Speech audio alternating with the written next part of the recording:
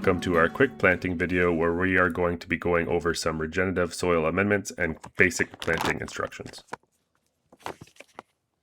First off, we're going to start by mixing our dip pail. The first ingredient is 1 teaspoon of root rescue. This is a mycorrhizal inoculant and it also contains kelp and humic substances. The next ingredient is a couple handfuls of worm castings. You could also use a compost tea or compost extract. I didn't have that at the time of making this video, so I'm adding the worm castings, which is essentially making a worm casting extract in the pail. This final ingredient is 200 milliliters of Terrabiosa. You could also use EM1. Both of them contain beneficial bacteria, which do an array of different things, but primarily this one is going to be adding bacteria that are good at outcompeting pathogens, so this will protect your roots from pathogens. Now that all the ingredients are in the pail, let's mix them up vigorously. This will help knock off the beneficial microbes off of the worm castings and get everything well mixed up. And now we want to soak our tree for about half an hour. Next, we're prepping the planting area, and first off, starting by scraping away the sod from the surface. The reason we are doing this is because sod often has a really thick mat of roots right near the soil surface, and this can drive our feeder roots of our fruit tree down lower into soil profile. The reason we don't want this is because there's less biological activity happening lower in that soil profile, and therefore less nutrient cycling. And that'll make it harder for the tree to get the nutrients it needs. So by getting rid of this root competition near the surface, we're allowing the feeder roots to stay in that highly biological active zone and get the nutrients they need.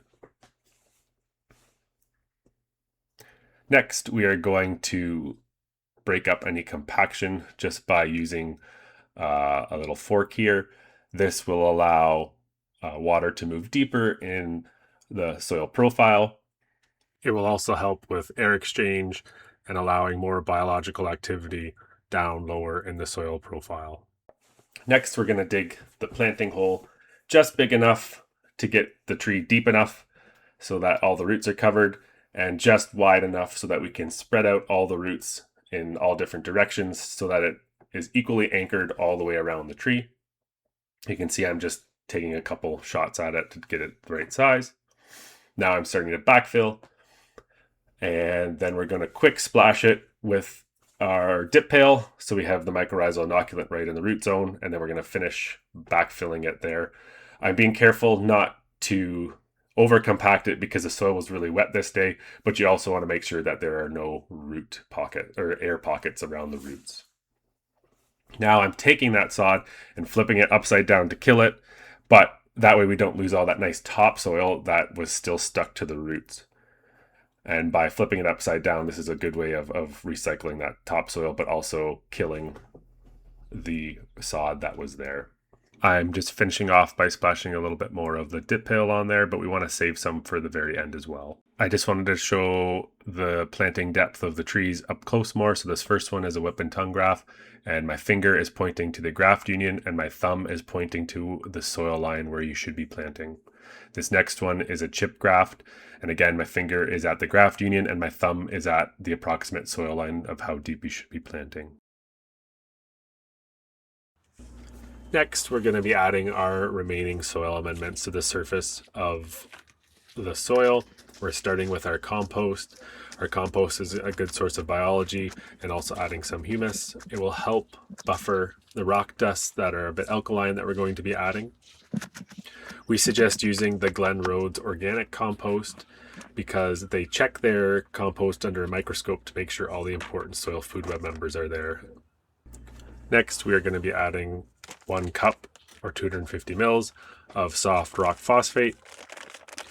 This is a mainly insoluble form of phosphorus that the soil biology and the mycorrhizal fungi will be able to unlock and make it available for the plant.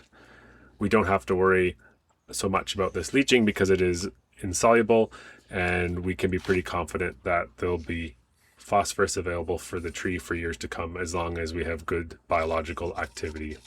At this point, you could also be using Volcanophos, which is a great alternative to soft rock phosphate, and that's what we recommend in our budget bundle. The next rock dust we are adding is azomite clay. We're going to be adding only 125 mils or 1/2 cup of this rock dust.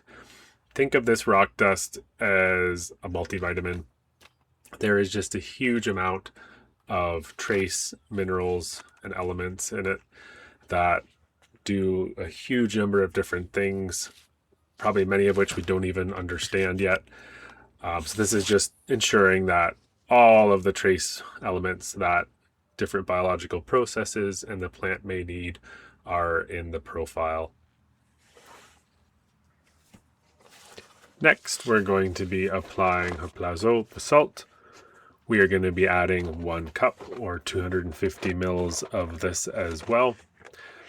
This is a volcanic basalt. It is known to be highly paramagnetic, which can increase the soil biology and also help increase our energy storage in our soil. It also contains 57 different minerals, which again offers a smorgasbord for the biology to unlock for our plant.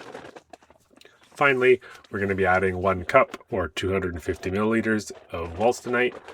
Wolstenite is primarily known for supplying calcium and silica to the plants via the biology unlocking it. Calcium and silica are important for plants because they can help strengthen the cell walls, and this will help especially with our fungal diseases. Finally, now that we're done applying our rock dusts, we are going to put the second half of our compost. So that means in total, we have put on about a 5-gallon pail's worth, or if you're using the Glen Rose Organics bagged compost, that'll be 22 liters, which is 1 full bag. If you cannot source a high quality compost like the Glen Rose Organics Biodiverse compost, worm castings are usually a pretty safe alternative. There just seems to be less variation in the quality, unlike with composts, where you can have highly alkaline and composts that are still hot, meaning they're not finished composting, which are not good to be applying, particularly in the case of fruit trees. You can also make your own compost at home. If you're looking to create a high quality DIY compost, I highly suggest looking into Johnson Sioux bioreactors. They're a great way to create a fungally dominated high quality compost for fruit trees and trees. Next, we're going to be applying our wood chip mulch.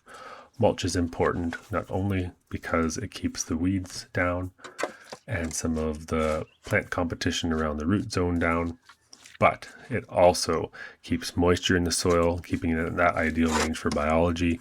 It protects the biology from the sun, and it also keeps the soil surface temperature down so that our biology doesn't bake in the first couple centimeters of soil. Wood chip mulch is also a great source of fungal food. In particular, ramial wood chips from smaller diameter wood, are highly packed full of minerals, proteins, and they contain a specific lignin that beneficial fungi love that larger trunk diameter wood does not contain. They are highly efficient at building soil structure because of this. Now that we're done mulching, I'm just coming in by hand and pulling it away from the trunk to prevent any collar rot. I'm also making sure that the graft union is above the mulch line as well, just so that doesn't root out and bypass any dwarfing effect we have.